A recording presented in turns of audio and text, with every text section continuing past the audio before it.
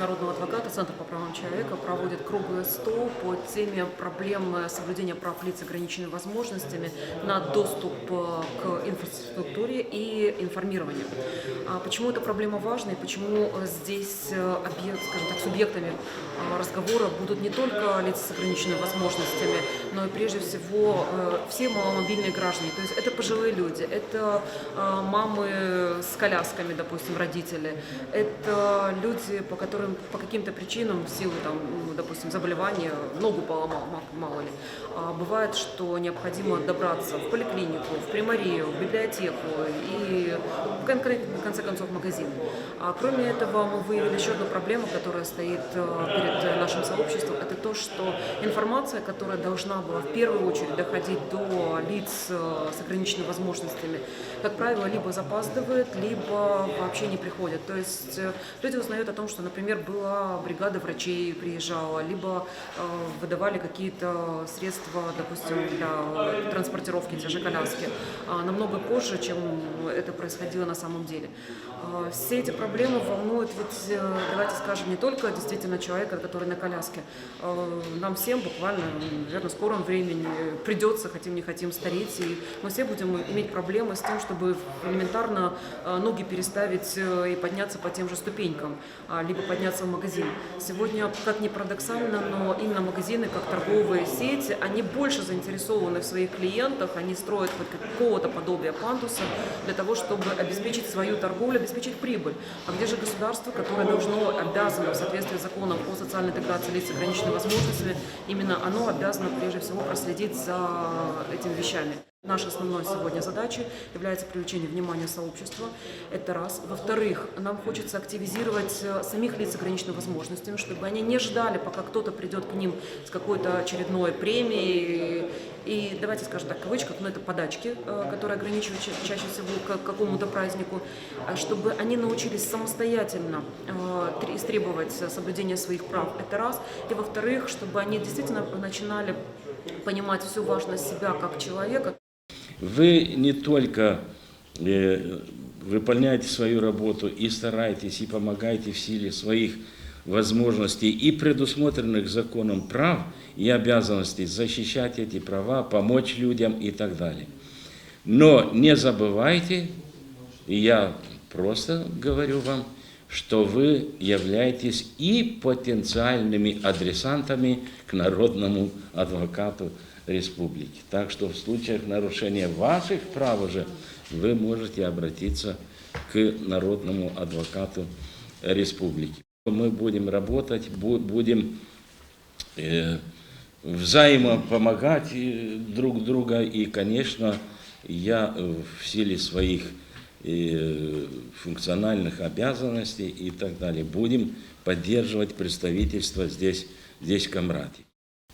Социально уязвимым категориям или людям с физическими недостатками не всегда нужна наша финансовая поддержка. У нас работает фонд социальной поддержки, у нас работают другие гранты, мы привлекаем фонды благотворительные, но иногда им нужно просто внимание. И это внимание должно быть не всегда финансово, иногда просто элементарная открытка, иногда просто спросить, как дела, позвонить, узнать. И это пример, который будет показывать государственные органы вообще в интеграцию людей в общее пространство. В последнее время, в последние десятилетия с развитием интернета интеграция людей с физическими недостатками в общие жизненные процессы стала более простой или более удачной, так можно даже сказать.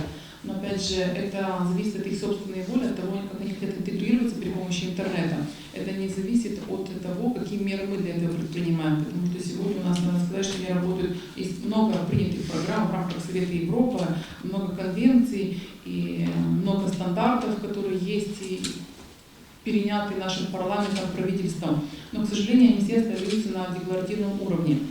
Плюс у нас создано 17 или 18 ресурсных центров в учреждениях доуниверситетского образования для инклюзивного образования. Минус в открытом проекте по предоставлению гранта в размере $100 000 участвовал только один ресурсный центр из села Авдарма. Значит, минус у нас в Гагаузии осталось в стороне от создания мультифункциональных социальных центров. В Республике Молдова они в каждом районе практически созданы.